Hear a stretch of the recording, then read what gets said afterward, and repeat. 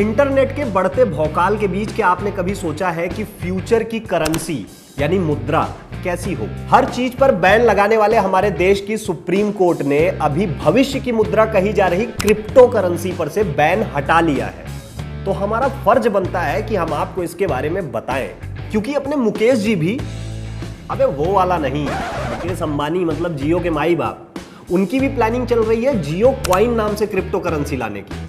तो बात तो करनी ही पड़ेगी दोस्त।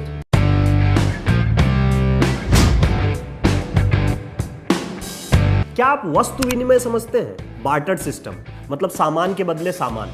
जैसे मान लीजिए आपके पास 10 किलो गेहूं पड़ा है और आप मेरे पास लेके आते हैं और बोलते हैं कि ये 10 किलो गेहूं ले लो और हमको ये मोनाको खिलवा दो, और मैं मान जाता हूं, तो इसे कहेंगे बार्टर सिस्टम। एक दौर में धरती पर लेन देन के लिए इसी सिस्टम का बोलबाला था। आज के दौर में भी आप देखेंगे तो आपके फेवरेट कपड़े को बेच के आपके घर वाले बर्तन ले आते हैं। आपने भी शराब की बोतलें बेच के चूरन और आइसक्रीम वगैरह तो खाया ही होगा। वक्त बदला तो एक दौर में सोने चांदी के सिक्के आ गए। राजाओं महाराजाओं ने अपनी फोटो छाप छाप के मुद्राएं बनाई। मोहम्मद बिन तुगलक ने तो भारत में चमड़े के सिक्के चलवा दिए। फिर उसके बाद फूटी कौड़ी, कौड़ी, आना, रुपया, फिर डेबिट कार्ड, क्रेडिट कार्ड। उसके बाद फिर नोटबंदी आई तो यही पैसा डिजिटल में घूमने लगा। फिर फोन पे और पेटीएम जैसे ई वॉलेट आ गए। पर अब इसके आगे की कहानी क्या है? कैसी होगी फ्यूचर की करेंसी यानी भविष्य की मुद्रा? और ये क्रिप्टो करेंसी की गणित क्या है? बिटकॉइन जो एक क्रिप्टो करेंसी ही है उसके बारे में भी जानेंगे। बोलते हैं लोग कि इसमें बिटकॉइन में अमिताभ बच्चन ने भी पैसे लगा रखे हैं। और कैसे दावा किया जा रहा है कि ये जो है वो सबसे सुरक्षित तरीका है लेन देन का, सब जानने की कोशिश करेंगे, लेकिन कतई आराम से। एक एग्जाम्पल से समझने की कोशिश करते हैं। मान लीजिए दो दोस्त हैं, राम और रोहन। माफ करना, गलती से इधर उधर निकल जाता हूं भाई, गवर्नमेंट भले इस्तेमाल कर ले लेकिन अपन तो राम का नाम इस्तेमाल नहीं करेंगे। हाँ, तो मान लीजिए दो दोस्त थे, रोहित और रोहन। दोनों ने ढाबे पे खाना खाया और बारी आई पैसे देने की। रोहन झट से उठ के मूतने चला गया, जैसे आपके दोस्त करते हैं पेमेंट के टाइम। फिर रोहित भाई के पास ऑप्शन था, या तो वो कार्ड से पेमेंट कर दे, या कैश दे दे, या ई वॉलेट वगैरह से दे दे। रोहित और ढाबे वाले के बीच जो लेन देन होगा उसके बीच में या तो होगा बैंक या ई वॉलेट वाली कंपनियां। जब बीच में कोई होता है तो क्या परेशानियां आती हैं, इसको समझते हैं। देखिए, जो बैंक या बिचौलिया ऐप है वो पैसे ट्रांसफर करने का थोड़ा चार्ज लेगा और पैसे अटक भी सकते हैं, फिर वापस आने में 72 घंटे लग जाते हैं उनको। उसके बाद अकाउंट से चोरी होने का डर, अकाउंट के हैक होने का डर, क्योंकि भाई डिजिटल चोर भी बढ़ते जा रहे हैं आजकल।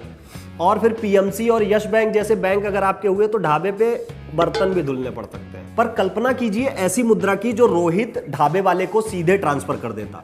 नो बिचौलिया, नो बैंक, और ट्रांसफर करने का कोई चार्ज भी नहीं लगता। कल्पना मत कीजिए, ये सच्चाई है। ऐसी करेंसी को क्रिप्टो करेंसी कहते हैं, यानी वर्चुअल मनी, मतलब आभासी मुद्रा। सवाल बहुत आ रहे होंगे मन में, सब्र कीजिए, सब क्लियर होगा। ये करेंसी केवल डिजिटल तौर पे उपलब्ध होती है, मतलब इसको छुआ और थूक लगा के गिना नहीं जा सकता। मतलब कोरोना का भी डर नहीं। यानी ये सिक्कों और नोट में उपलब्ध नहीं होगा, जैसे यूरो, डॉलर, रुपया ये सब होता है। अच्छा, ऐसी 1,500 से ज्यादा करेंसी बन भी चुकी है। बिटकॉइन उनमें से सबसे मशहूर है, जिसमें अंतरराष्ट्रीय लेन देन आसानी से हो रहा। माइक्रोसॉफ्ट और डेल वगैरह जैसी बड़ी बड़ी कंपनियां भी इसका इस्तेमाल कर रही हैं। लाखों व्यापारी इसका इस्तेमाल कर रहे हैं यार। बिटकॉइन जो 2009 में अस्तित्व में आया, उसे बनाने वाले का नाम है सतोशी नाकामोटो। ये कोई इंसान है या किसी ग्रुप का नाम है, ये किसी को नहीं पता। पर भाई इस मुद्रा का भौकाल ऐसा बना कि पूछिए ही ना। 2009 में जब ये आया था तो इसकी कीमत $1 से भी बहुत कम हुआ करती थी, लेकिन 2017-18 आते आते भैया $10,000 के पार इसकी कीमत। मतलब 2009 में अगर आप एक बिटकॉइन खरीदते तो 2017-18 आते आते उसकी कीमत 7 लाख रुपए के पार। और अभी अगर बिटकॉइन की कीमत जाननी है तो गूगल पे जाइए और लिखिए 1 बिटकॉइन प्राइस, सामने होगा रिजल्ट। इसे कई एक्सचेंज ऐप या फिर वेबसाइट वगैरह से खरीदा बेचा जा सकता है। इंडिया में 2 ऐप बहुत मशहूर हैं, ज़ेप्पे और ऊनो कॉइन।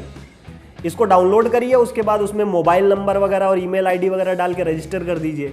फिर पैन कार्ड, आधार कार्ड, बैंक डिटेल वगैरह डालिए और बढ़िया बिटकॉइन खरीदिए बेचिए। अब एक बात बताइए, मान लीजिए मैंने रुपए में से गांधी जी की फोटो निकाल दी और वहां पे मोदी जी की फोटो चिपका दी, तो क्या आप लेंगे?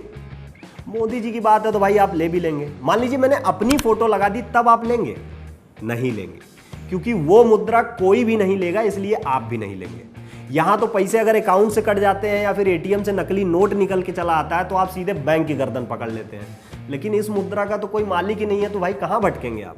तो आइए जानते हैं कि इन आभासी मुद्राओं पर लोग भरोसा कैसे कर रहे हैं, इसके दाम कैसे सेट हो रहे हैं और इसका लेन देन इतना सुरक्षित कैसे है। सुरक्षित है तो कई देश इसको लीगल करने पे अपने कदम आगे पीछे क्यों कर रहे हैं।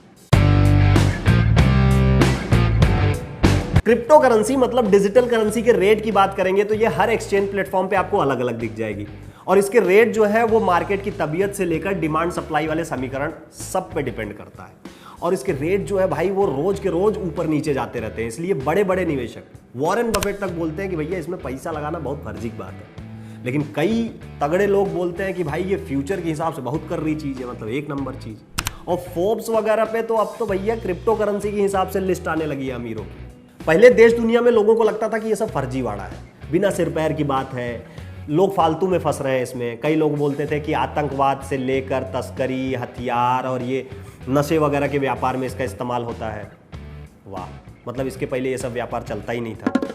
अपने देश में भी इसको बार बार अवैध बताया गया और 2018 में तो इसके एक्सचेंज पर भी बैन लगा दिया गया। मतलब आप बिटकॉइन से तो व्यापार कर पाएंगे, आप ट्रांसफर कर पाएंगे, लेकिन आप रुपए में उसको एक्सचेंज नहीं कर पाते। लेकिन अभी सुप्रीम कोर्ट ने वही बैन हटा लिया है, मतलब बढ़िया माहौल बनने वाला है अब। तो भाई धीरे धीरे इस पे इतना भरोसा काहे होता जा रहा है, लोग इसमें पैसा काहे लगा रहे हैं। वजह है इसकी ट्रांसपेरेंसी यानी पारदर्शिता, और वो चलती है एक टेक्नोलॉजी, एक सिस्टम से जिसका नाम है ब्लॉकचेन। ब्लॉकचेन पर एक एपिसोड विस्तार से बनाया जाएगा, लेकिन अभी मोटा मोटी समझिए कि क्रिप्टो करेंसी में इसका इस्तेमाल कैसे होता है जो उसे पारदर्शी बना देता है। देखिए, ब्लॉकचेन एक पब्लिक बही खाता है जिसकी कॉपी यानी नकल लाखों कंप्यूटर्स में डिस्ट्रीब्यूटेड होती है। मान लीजिए दो लोग हैं ए और बी जिनके पास हजार बिटकॉइन है। ए ने बी को 500 बिटकॉइन भेजा। यह ट्रांजैक्शन उस बही खाते में अपडेट होने के लिए तड़पेगा। एक डेटा माइनर होगा, डेटा की खुदाई करने वाला, जो इन्हीं लाखों कंप्यूटर में से कोई सा भी हो सकता है। वो इस लेन देन को देखेगा और इसकी गणित को सॉल्व करेगा कि हाँ भाई, ए के पास 1000 बिटकॉइन थे, उनमें से इनने बी को 500 भेज दिए। अब ए के पास 500 बचे और बी के पास 1500 हो गए, और यही डिटेल हर जगह अपडेट हो जाएगी। नो हेरा फेरी। बहुत दिमाग लगता है ये कैलकुलेशन में। तो जो ये ट्रांजैक्शन वगैरह करवाते हैं, डेटा माइन करते हैं, उनको रिवॉर्ड के तौर पे कुछ बिटकॉइन मिल जाते हैं। कई कंपनियां तो ये डेटा माइनिंग करने के लिए ही खुली हुई हैं। तो ब्लॉकचेन वाला एपिसोड इसे समझने के लिए जरूर देखिएगा।